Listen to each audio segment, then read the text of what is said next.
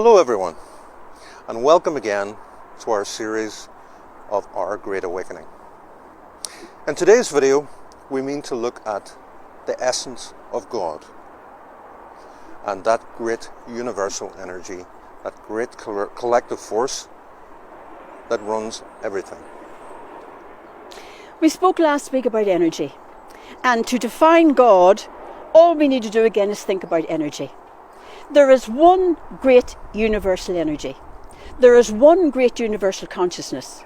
There is one great universal awareness, and that is what we call God. God is not a person.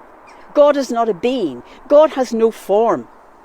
And we've been very seriously misled in this, Declan, through the last centuries. We've been given the image of God as being this male figure in the sky with a beard and a stick, waiting for us to stumble and punish us. There is no being up there like that. And we've been told too that this God is going to punish us or put us down to hell if we die with a mortal sin in our soul. That's one image. And the other image is we've been told God is an all-forgiving fatherly figure. He loves us, but he punishes us as well. And neither of those images is right. God is not a being of any kind. He certainly is not a he. He does not exist in the format in which we have been led to believe God exists. And I'm not saying I don't believe in God or we don't believe in God. What I'm saying is we do not believe in the image of God as that punishing figure up there in the sky. We believe in God, certainly we do. We've just explained that God is the great universal energy, the great universal consciousness, the great universal awareness. God is not a being that we have to fear and that condemns us to hell for all eternity. The God energy is the energy in which we are all incorporated. We are all part of that God energy. And Declan, can I draw the analogy of the wave and the sea? The ocean, in its vastness, throws up waves and throws up all sorts of different kind of energy. And the wave in the sea is like us in the God energy. The wave is thrown up by the ocean. It has no reason for being there except because the ocean is there. The wave has no other place to be except in the ocean. The ocean throws the wave up. The ocean creates the wave. The wave comes from the ocean's creativity. So us. We are thrown up by the God energy. We come from the God energy. We are the God energy. The wave builds up to a wave and then crashes. It's no longer a wave, but it's still in the ocean.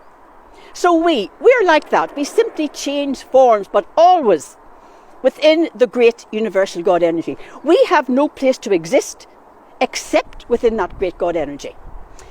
Again, let's use the comparison of the fog and the shapes in the fog. As we drive through the fog, all the shapes are merging, coming together, taking another shape and moving out into their own. They're all becoming individual shapes, but they're all within the fog. They don't exist only because the fog exists. If the fog wasn't there, the shapes wouldn't be there. We only exist because we are part of the great God energy. We have no place to exist other than in that great God energy. Like Shakespeare's characters. Shakespeare's created all his characters. Now, they came out of Shakespeare's creativity. Shakespeare has created them. They are him, and he is them, because they have come from him. They have been created by him. We are God, and God is us. Our natural essence is the pure God essence. God has created us. We are his creation. Well, we are God's creation. We are the God expression. We are God's creativity in physical expression. We are the physical manifestation of the big, huge God energy. We have no place to be. We have no place to exist outside of that one great universal energy. We are the God energy experiencing itself in physicality. That's exactly right, Eileen. And in shamanic philosophy and ancient thought, they seen our part in a great collective, in the great superintelligence that they may have called God, they may have called Source. It's completely irrelevant. It's still the same intelligence, the same energy, the same frequency and vibration working. And that is a beautiful, creative, life-affirming energy. And that energy encompasses everything in our universe. Yes. And each one of us, we're not claiming we're God. Each one of us is not God in God's entirety. It's like if you dip your finger into the ocean, take out a spot of water, one little drop. That one little drop is not the ocean in the ocean's entirety. It's simply a small speck of it. But it is the ocean. It has all the essence of the ocean. It has the water. It has the salty taste. It is not the ocean in the ocean's entirety, but it is all the, if you like, all the attributes of the ocean. Same with us. No one of us is God in God's entirety. But all together, we make up the great God energy. Each one of us contains all the elements of the God energy. Another way of putting that is that we are a thread in the great tapestry of God. And that is the most beautiful energy known anywhere. And there's no reason to fear this God. God is not a punishing God. There is no punishment, there's no judgment. And when I say God does not forgive, I know I'm going to raise many eyebrows, but let me explain that.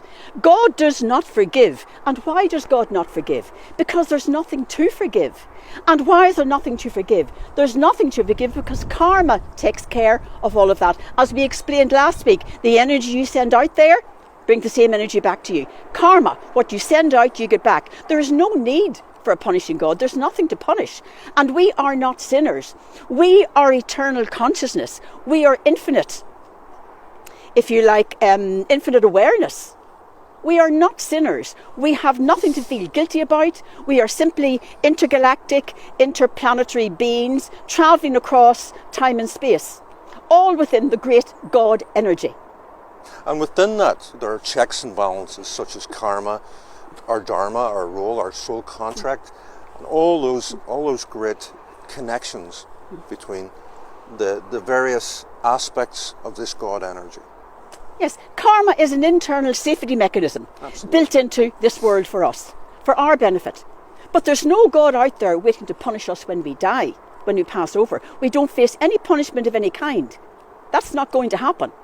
And this concept of hell, Declan, can you explain to us where this concept has come from? Well, the concept of hell, the concept of punishment, is a very human thing. It comes from the whole concept of religion being a feudal entity, where there are masters and servants and slaves and all this. That has been the foundation of religion, and that's why we say lord this and master this, but that's not the reality of the situation. We are not going to be punished. There is no one above us that can punish us. We do the checks and balances in ourselves. When we leave this body, when we leave this life, we review what we've done. Have we accomplished our goals? Have we fulfilled our soul contract? And if we haven't, we can go back then in the next life to rectify that, to pick up that energy, to fulfill that piece of our soul contract. God is not a separate identity from us. We are a part of that consciousness, not apart from that consciousness. And we've got to get our heads around this thing about God being a male figure up there going to punish us. We are not sinners. This has been a concept taken on by religion in order to instigate fear into us and therefore control us. And it's all stick and no carrot here. It seems to me that the foundation of a religion is to propagate itself and has very little to do with God or morality or any of these things. Religion as we know it has nothing to do with God. It has got to do with a God that doesn't exist. And this too brings us into why have they done that? Fear, Declan, in order to control us by fear. We don't hear about God, being the benevolent. It's more about the fear and more about the punishment if we infringe, if we don't obey the laws. But those laws are not God's laws. Those laws we are obeying are the laws made by a man-made religion to keep us in fear. And next week, Declan, we're going to be talking about religion and spirituality. Two different concepts, religion and spirituality. And that is the next video we're going to be talking about. So, we hope you can join us in that. And for now, namaste. Namaste.